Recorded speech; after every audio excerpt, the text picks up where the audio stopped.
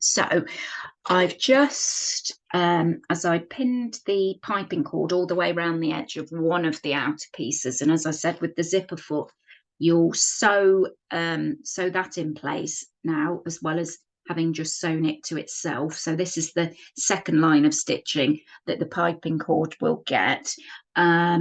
What I did is I started a little bit further down on both sides so I could unpick a little bit and cut away about a centimetre and a half of the piping cord, so that then when I come to join it around the top, I'm not going to have a bulky bit of cord up in the top. It'll sort of just be the flat bit of the bias binding there, so the thick cord won't get caught in the seam. So that's quite a useful thing to do. Now once that's done, I will, as I mentioned in the last video, is the last bit of stitching for the piping cord is I'll pin right side down the other side of the outer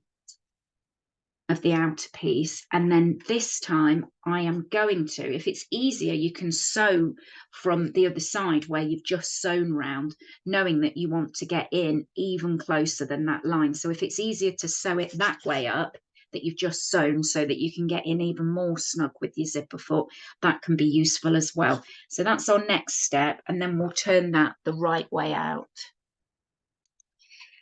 I've now sewn the piping in for the third last time, and getting in really close there with my adjustable zipper foot. So now when I turn it inside out, the piping will be just really nice and snug in my seam. If you do it and find that where you've come into, you can see there I tried to get in close a few times. I went back over it again to make sure that my piping was really nice and snug and right on the edge there and tight of my bag. So now what's left to do is to add the tabs.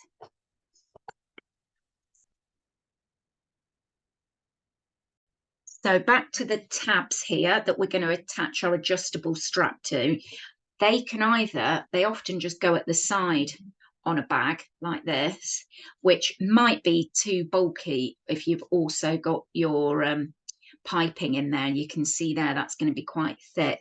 So what the pattern suggests is just positioning one hanging down on the front there, just maybe sort of a little way off from where your binding is in, maybe half a centimetre there. So I'll pin that hanging down there, and then the other strap, the other tab, I'll do on the other side on the back hanging down.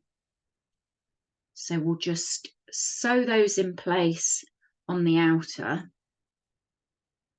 just to hold them in place. And then what we'll do, how we've done bags before, is we'll then drop this into the lining inside out. So I'll just get those sewn so that they're held in place, and then I'll drop it inside the lining. So I've got those held in place, and now I'm going to drop my outer inside my lining. So if you keep your lining inside out, if you've done the slash zip pocket as well as the patch pocket on the inside, what I'd do is I'd put your slash pocket on the back, so that it's not back to back with the slash zip pocket on the front. But because I've only got this patch pocket, I'm going to have that on the back of the bag. So I'll pop it in like this and drop that inside with the little tabs hanging down. Match it all up around the top and your side seams there.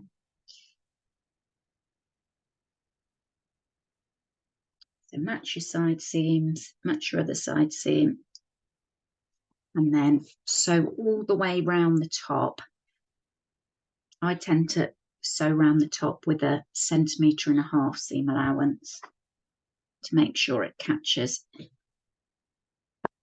all the raw edges at the top. So I'll pin round there, sew all the way around the top, and then I'll just pull it through the lining. So I've sewn all the way around the top there, and I'll just pull through the gap in the bottom.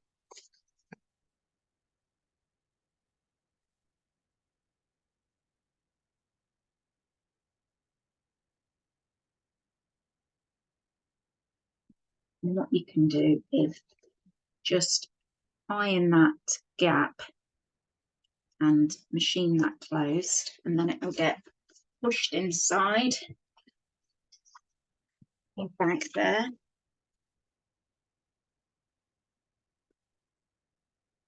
And you can choose to top stitch around the top if you want to, or you can just press it and leave it as it is. And then the last thing to do will be to attach the adjustable strap.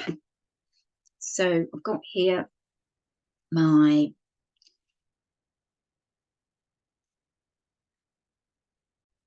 the slider. So I've put my webbing or your sewn strap through